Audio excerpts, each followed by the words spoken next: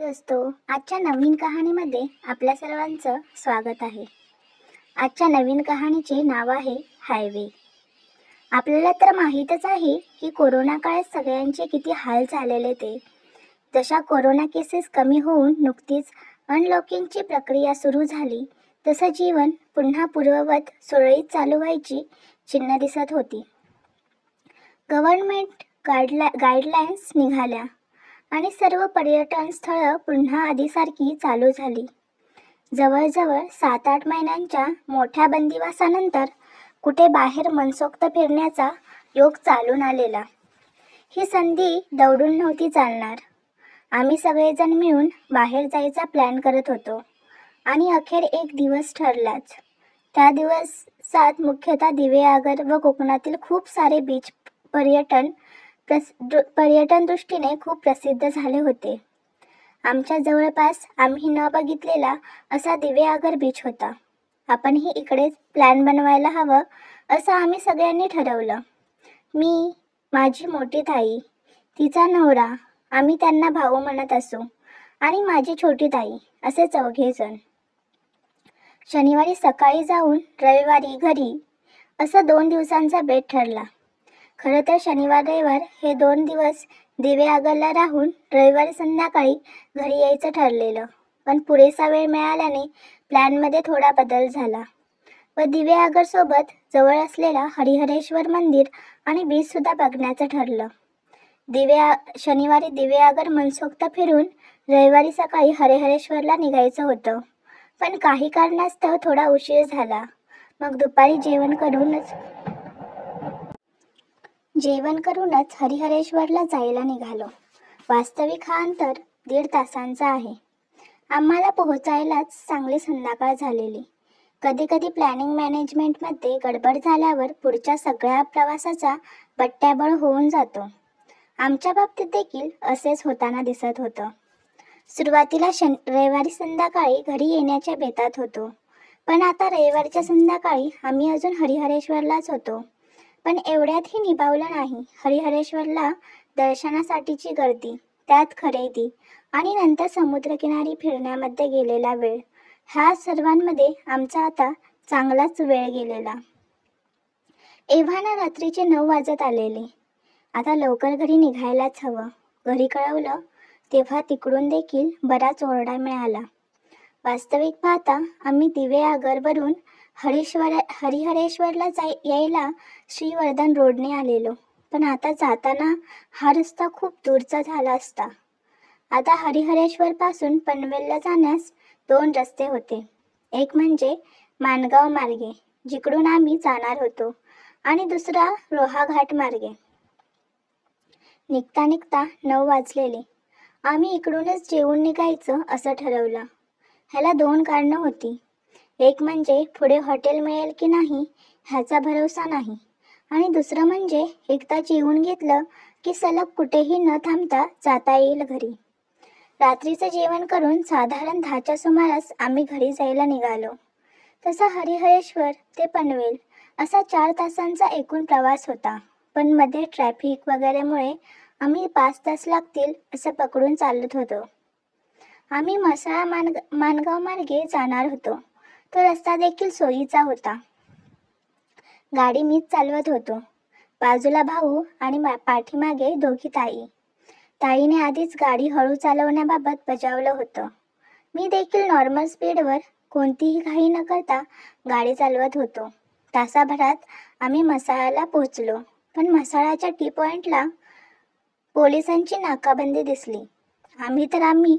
आधी तर आम्ही चक्रावूनच गेलो, कारण ज्या रस्त्याने आम्हाला जायचं होतं नेमकं तिथेच पोलिसांनी नाकाबंदी केलेली. जवळ जाऊन नक्की प्रॉब्लेम काय आहे हे त्यांना विचारल्यावर त्यांनी सांगितलं की ह्या रस्त्यावर पुढे एका ट्रक आणि बसचा मोठा अपघात झाला आहे. परिणामी इकडून मुंबईला जाणाऱ्या सर्व गाड्या रोहा रोडने पाठवण्यात येणार आहेत. तुम्हालाही तेथूनच जावे लागेल. झालं कल्याण. आधीच जायला इतका उशीर झालेला, त्यात आता हा चांगला रस्त्यावर अपघात. रोहा रोड देखील चांगलाच होता, पण तो रस्ता पडला घाटमार्गे. आणि रात्रीच्या प्रहरी घाटमार्ग जाणे हे मला पटणारे नव्हते. गेली 6 वर्ष मला ड्रायव्हिंगचा अनुभव होता आणि ह्या वर्षामध्ये एक अनुभवी ड्रायव्हर म्हणून मी सुद्धा कधी रात्री अपरात्री ड्रायव्हिंग करण्याची जोखीम उचलली नव्हती. पण आता दैवयोगाने नशिबात पहिल्यांदाच ही वेळ आलेली. मी त्वरित मॅप चेंज केला आणि रोहा रोडला गाडी वळवली. कोणाच्याच मोबाईलला नेटवर्क नव्हता, पण नशीब बलवत्तर म्हणून मी ऑफलाईन मॅप घरातूनच निघतानाच डाउनलोड केलेला.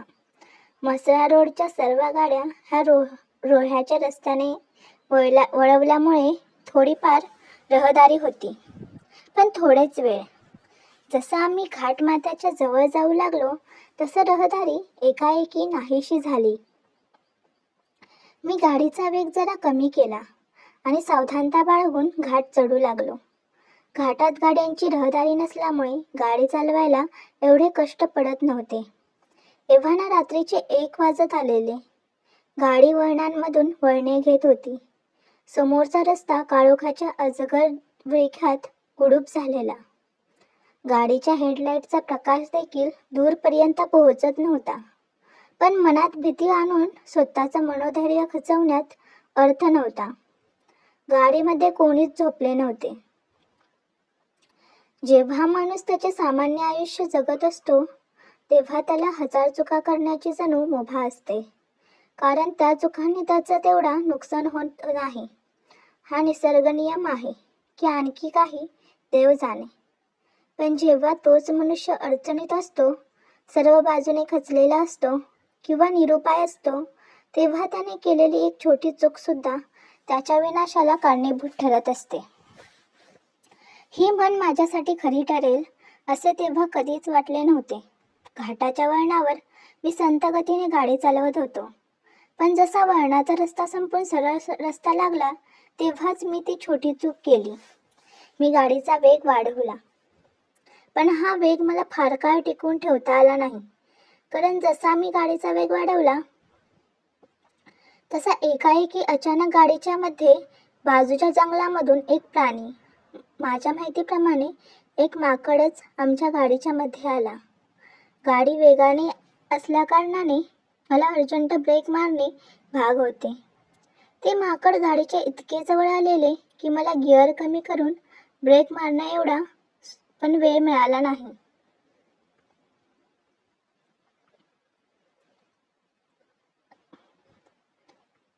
मी गिअर कमी न करताच ब्रेक मारला आणि जे नको व्हायला हवं तेच झालं. गाडी भर रस्त्यात बंद पडली. त्या माकडाला काही झालं नाही, ते बाजूच्या जंगलात जाऊन दिसेनासे झाले. पण आमची गाडी बंद पाडून गेला.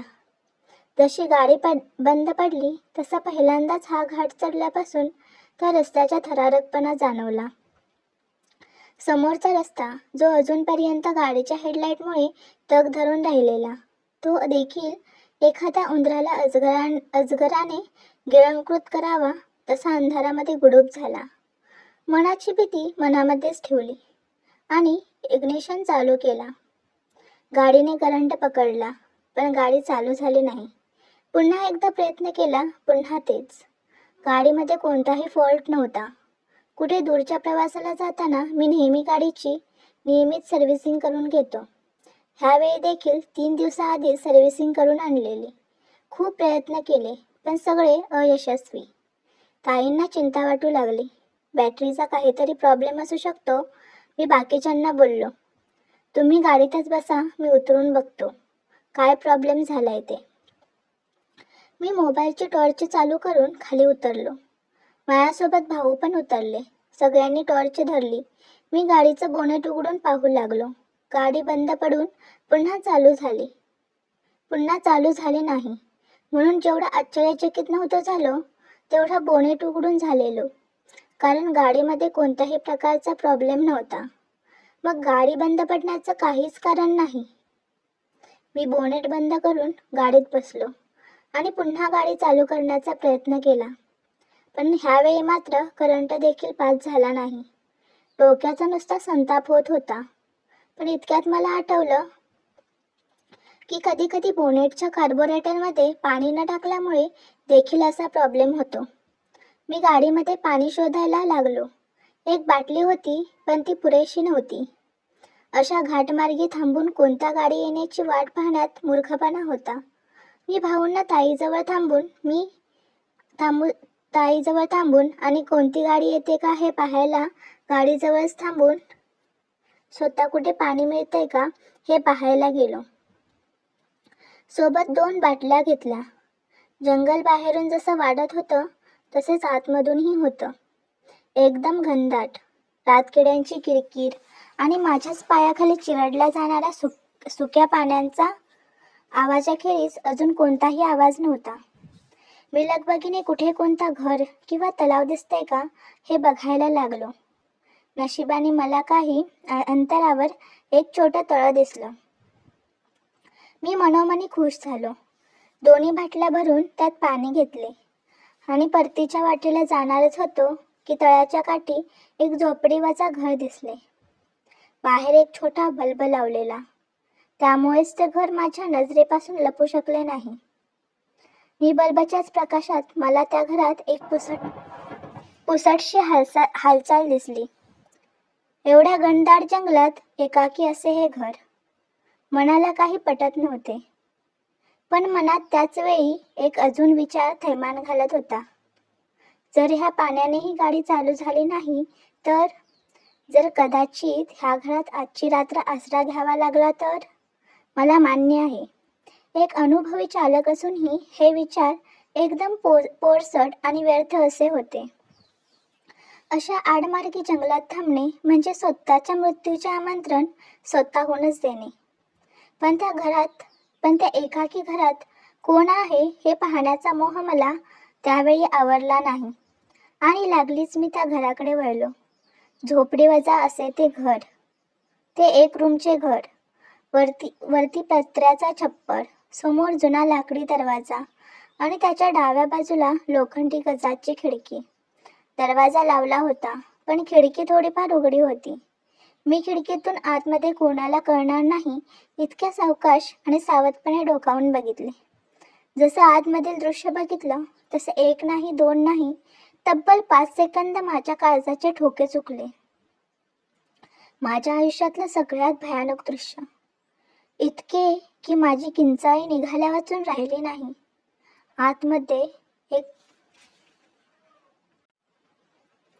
आतमध्ये एक साधारण माझ्यापेक्षाही उंच, जवळजवळ 8 फूट उंचीची बाई केस पूर्ण मोकळे सोडून जमिनीवर बसली होती. तिची उंची कशी कळली? ती समोर पाय सोडून बसलेली, तरी पूर्ण घर तिच्या पायाने व्यापलेलं आणि तिचे पाय थेट समोरच्या जळत्या चुलीत भाजून निघत होते. जशी माझी किंचाळी निघाली तसं तिची क्रोधाने भरलेली नजर माझ्यावर रोखली गेली. आता तिथे थांबून स्वतःच्या मृत्यूला आमंत्रण देण्यात अर्थ नव्हता. मी तसाच मागे वळलो आणि जीव मुठीत धरून धावायला लागलो. धावण्याची शक्ती माझ्यात उरली नव्हती. डोळ्यातून पाणी यायला लागलेले, तरी वाट सुटेल तिकडे धावत होतो. हृदय तर तेव्हा बंद पडायला आले जेव्हा मी धावता धावता एकदाच मागे वळून बघितले. ती दरवाजा तोडून मोठी किंचाळी देत 4 पायांवर एखाद्या प्राण्यासारखी माझ्या पाठलाग करायला लागली. माझ्या पायातले प्राण निघून जायची वेळ आली. देवाचं नाव घ्यायला तोंड जसे काय मुके असल्यासारखे तत पप करत होते. त्यावेळी माझ्या पळण्याचा वेग किती असेल देव जाणे, कारण देवच माझा त्यावेळी तारणहार होता. आज ज्या हरिहरेश्वरच्या मंदिरात पाया पडून आलेलो तो शंकरदेव माझ्या मत्तीला आला असेल. धावता धावता मला समोरचा मुख्य रस्ता आणि त्याला लागून आलेली आमची गाडी दिसली. गाडी दिसल्यावर मला अजूनच चीव चढला. मी पटकन रस्त्यावर आलो. सगळे माझीच वाट बघत होते. एव्हाना आमच्या गाडीच्या बरोबरीला अजून एक गाडी आलेली. मला असं घाबरून वाघपाठी लागल्यासारखं पळताना पाहून त्यांनी असंख्य प्रश्न विचारले. मला ते प्रश्न आठवत नाहीत. मनात अजून तीच भीती थैमान घालत होती. जे कोणी माझ्या मागून आलेले ते आता दिसेनासे झालेले. ताईने आधी मला पाणी दिले. 2 मिनिटं बसलो. तेव्हा कुठे जाऊन मी ह्या जगात आल्यासारखं मला माझं पुनर्जन्म झाल्यासारखं भासलं. आमच्या बाजूचे गाडीवाले सुद्धा आमच्याजवळ आले. भाऊंकडून कळालं की आपली गाडी बंद पडलेली तेव्हा ही गाडी इकडून पास होत होती. त्यांनी काय प्रॉब्लेम आहे हे सांगितलं, पण त्यांच्याकडे देखील पाणी नव्हतं. मग ते मी येईपर्यंत सोबत थांबले. मला जरा हायसं वाटल्यानंतर मी सुद्धा घडलेली हकीकत त्या सगळ्यांना ऐकवली. सगळ्यांचे चेहरे एकदम पिवळे पडल्यासारखे झाले आणि मी सुखरूप परत आलो म्हणून देवाचे आभार देखील मानले. माझी हकीकत ऐकून त्या गाडीमधले जोडपे म्हणाले, अशा घाटांवर खास करून रात्रीचे असे प्रसंग घडतच असतात, म्हणून आम्ही तुमच्याबरोबर थांबलो. मी आणलेले पाणी कार्बोरेटरमध्ये टाकून गाडी चालू केली. 2-3 स्टार्टरच्या प्रयत्नांनी गाडी एकदाची चालू झाली. मी गाडी चालवायच्या मनस्थितीमध्ये नव्हतो. भाऊंनी हे ओळखले आणि पुढे घरी जाईपर्यंत त्यांनी ड्रायव्हिंग करण्याचे ठरवले. आम्ही त्या बाजूच्या गाडीमधल्या जोडप्याचे आभार मानले. मी मनोमन देवाचे देखील आभार मानले आणि घरी जाण्यास निघालो. घरी सुखरूप पोहोचल्यावर आधी घरी आई-वडिलांकडे एक वचन दिलं की परत रात्रीचे अनोळखी भागात प्रवास करणार नाही.